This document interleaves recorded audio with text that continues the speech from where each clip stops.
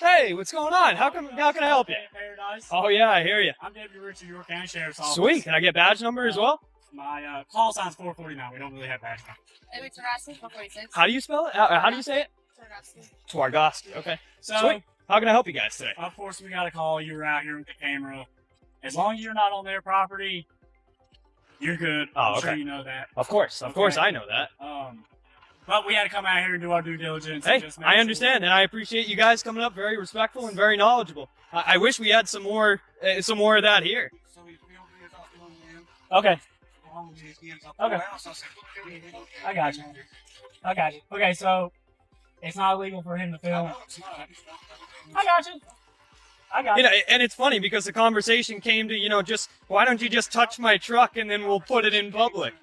I was driving in, this dude followed me with the camera. I got All the people in there were like, This guy's really good at circular conversations, by the way. That's number 2. That's the second time he said that same sentence. Nope. Okay. There's number 3. There's number 3. Well, like I said, you can ask. He doesn't have to answer, and he's perfectly within his right to, as long as he's in.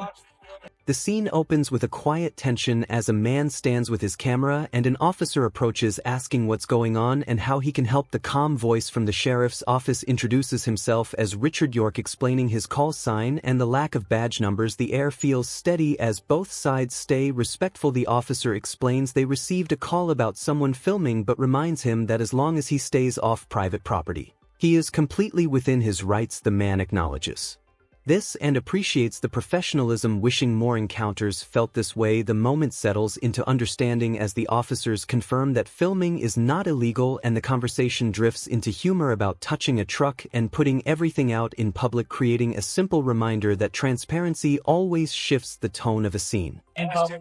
I got you, man. Okay. What? I got you. Is there anything else I can help you with? I was curious how he filmed that. All right, man. Well, like I said, he doesn't. I got you. He doesn't have to give you an answer, so you want to go ahead and head on out of here. If there's anything else we can help you with, just let us know, okay? All right. I don't appreciate it. I understand that. Anybody does, but he's even said he's too scared to go in there and ask. I got you. Dude, I'm terrified. All right. I'm terrified. I appreciate you, boss. Have a good day. See you later, buddy. All right, man. Like I said, as long as you're not going into their private property. I have no intention of doing that whatsoever. And I mean, nobody's even told me to leave anyway. So if they want to tell me to leave, I don't want to make it like a hearsay situation or anything. If they want me trespassed, just have somebody come out and tell me that. And I haven't talked to them yet. Okay. We just seen you out here, so we Sweet. thought we'd make. The moment continues as the narrator watches the scene unfold. A driver explaining he was simply passing through while the man being filmed keeps circling the same lines over and over, creating a loop of tension and repetition. The officer stays steady, reminding everyone that no one is required to answer questions and that standing in public is a protected right. The air feels heavy with curiosity and frustration as the driver insists he just wanted to know why he was being filmed, but the officer calmly repeats that no explanation is required. The situation slowly winds down as the officer encourages him to move along, offering help if needed while acknowledging the discomfort that everyone feels, leaving the scene quiet but layered with the unspoken truth that fear and misunderstanding often fuel these encounters.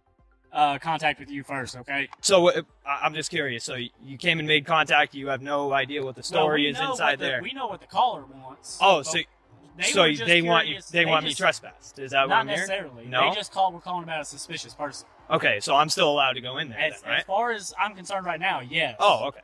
I am going to go in there and talk to them and see Okay. what they want to do. So your body cam is rolling, right? Yeah, that's all. So are you going to go in there? You're going to ask them if they want me to leave or be trespassed from the building? Like you're going to go? 100%. I'm going to ask if they care that you're out here. If you go onto their property. Oh, so you're going to go solicit a trespass? Yeah. 100%. Yeah, Okay, man. sounds good. Awesome. All right, and just make sure you have that CAD number for me as soon as you come back. Thanks. But understand, if he's down there on the road and he's filming, he's 100% within his rights. That is a public area and he can film. Okay, we clear on that? You want him trespass. There it is, solicitation. Actually, she brought it up first because you Oh. walked over here onto the Oh, okay.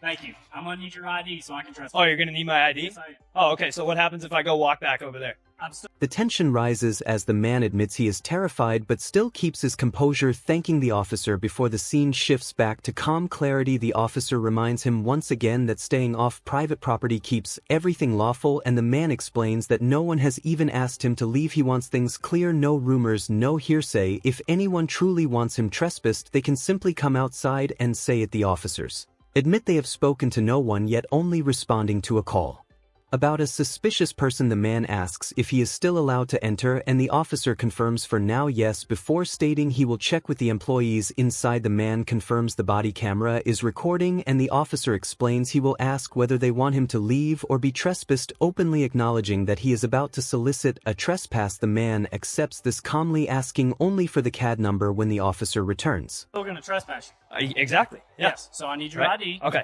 So Or your name am I and being date of birth. detained? At this point, yeah. At because this I'm point, doing I a am being trespass. detained. So am I allowed Would to? you like a supervisor Am I out allowed to leave the property? No, because No. I need Now I'm your not information. allowed to leave the I property. need your information. So you so can you're not going to trespass. give me ample time to leave, right? Is this what you're saying? They don't want you to come back. Okay. So what you're saying is So if they want me to leave, right? They want you to leave. Right. Okay. So now what I'm going to do is go step back onto the public property, And right? I'm going to come over there and I'm going to get your ID. I'm going to tell you you're trespassing, not to come back to this property You are. indefinitely. And then if you do, you're going to be arrested for The scene tightens as the officer explains that anyone filming from the public road is fully within their rights, making the boundary clear. While inside the parking lot, the question of trespass finally surfaces the moment the employee requests it. The officer steps in, asking for identification, and the shift in tone is immediate. The man challenges the request, wondering what happens if he simply walks back to the public area, but the officer states he will trespass him regardless, confirming that he now needs the ID. The man asks if he is being detained, and the officer confirms it, leaving him standing in that heavy space between compliance and the right to leave the property as the situation moves from curiosity into confrontation. trespass. Okay. Cool. All right, let's walk over here. I'll Sweet. get your ID. You a resident of South Carolina? Like South Carolina driver's license? I'm not going to answer any questions, buddy. Okay. You can bring your supervisor out here, though. That'd be good. 440. So now you're under the guise that while I'm standing out here now, after I've left the property. So now you're under the impression that now that I'm off the property, now I need to give you my ID. Yes, because Right? you're being trespassed. Oh, okay. All right, we'll just wait for the All supervisor. right, you can just stay right here. Sounds good. I think We got a supervisor on the way? All right. on the I know roadway.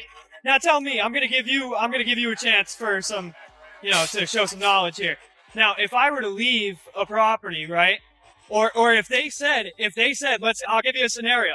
Let's say that The pressure rises as the officer insists he needs the man's information, refusing to allow him time to walk away, and the man questions why he cannot simply leave. The officer repeats that the business wants him gone, and the man steps back onto public property, but the officer follows, saying he will still take his ID and issue a formal trespass warning with the threat of arrest if he ever returns. They walk toward the road as the officer asks about his residency, while the man calmly refuses to answer, requesting a supervisor. The officer continues, marking the moment. He claims that even after the man has left private property, he still must provide identification because a trespass order is being issued, turning a simple filming encounter into a tense battle over rights and authority. they said that I had to leave, right, and I left and ran away before you guys got here, what are you guys gonna do? That's different. That's different. You are here.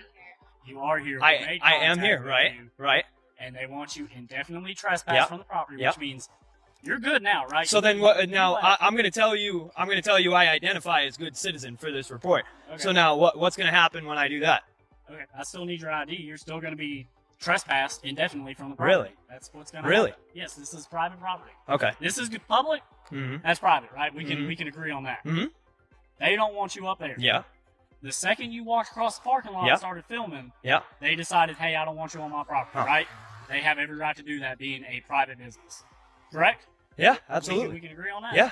The tension hangs in the air as the man waits calmly for the supervisor standing on the public roadway while the officer insists on staying nearby. The man tests the officer's knowledge, asking what would happen if he had already left before they arrived, challenging the logic behind demanding identification. The officer replies that this situation is different because he is still present and the business wants him indefinitely trespassed, meaning they want his information for the record. The man offers the name Good Citizen for the report, but the officer refuses, insisting he still needs the ID. The moment grows heavier as the man pushes for clarity while the officer holds firm, revealing how quickly a simple filming encounter can turn into a debate over authority rights and what truly counts as compliance. So from here on out, in the future, say tomorrow you decide you want to come out here and film again, and you step foot on that property Yep. and we get called, you're going to go to jail for Right, trespassing. right. So yeah, so But now. in order for me to Yeah. put that information into our system, I have to have Oh your name, really? right? Oh really?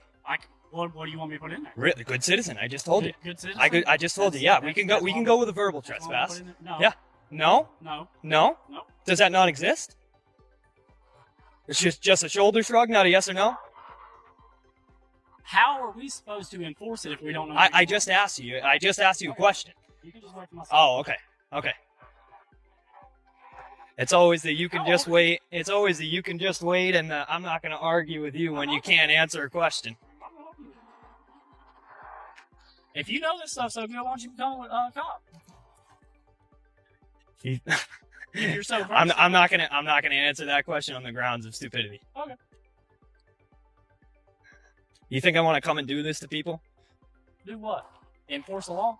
Enforce the law? Really?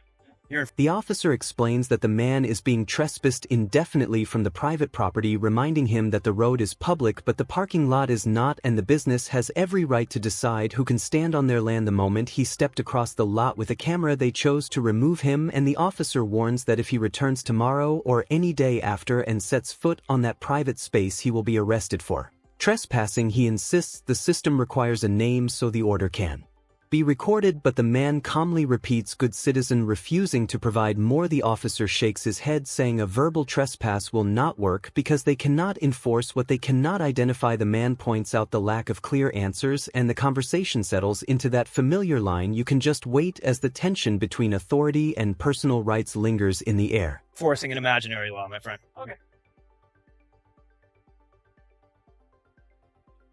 And hopefully your supervisor does come out here nice and educated, because if he's going to tell me that what I need to do is give you my ID, I am going to give you my ID, and I'm going to give you my my information under threat of arrest, and then I'm going to go and I'm going to file an internal affairs complaint, and then I'm going to sue the shit out of this county. Who said you were under arrest? No, you said I was detained. Detained and being arrested are two different things. Right. Okay. Yeah. Okay. Yeah. So now let me ask you, what happens if I were to just walk away right now? Nothing right now. Nothing right now. Yes. Oh, okay. And nothing as soon as the supervisor gets here. Okay, man. I'm gonna walk back over here. Yeah, that's probably better. Yeah, I'll do it. Oh, we got Mr. Gloves in the back here. Yes, sir. He's excited. What's going on? Not too much. What's going on today? I got no answers for any of your questions, other than the fact that I just want to know if I get told that I'm trespassing, I'm no longer allowed to go what's called a verbal trespass, and I'm standing right here off the property. What was your name? Richard. Oh, Richard. Yeah, that makes sense. So Mr. Richard here said that if I'm standing on a public easement, that he still needs to get my ID. He still needs to get my ID. So I get what you're telling me. I just want to make sure that I'm under the correct understanding that I can identify as good citizen, and as long as I'm not on the property, then if I don't return, nothing's going on. Okay. Well, if you don't want to identify yourself, don't go back on the property, okay? See you later, Richard. Take it easy, bro. Hey, thanks for the free education, man. He's not upset. He's just disappointed. It's okay. The tension reaches its peak as the man challenges the officer's authority, questioning why he must provide identification and accusing them of enforcing an imaginary law. The officer explains the difference between being detained and being under arrest, and the man tests the boundaries, wondering what would happen if he simply walked away. The situation pauses as they wait for the supervisor to arrive. The man remains calm, standing on the public easement, insisting he can identify as good citizen. While staying off private property, the officer reiterates that if he does not identify himself, he must avoid the property, creating a delicate balance between compliance and rights. As the supervisor arrives, the scene settles into quiet understanding. The man thanks the officers for the unexpected education, recognizing that the tension was never personal but a lesson in authority and boundaries.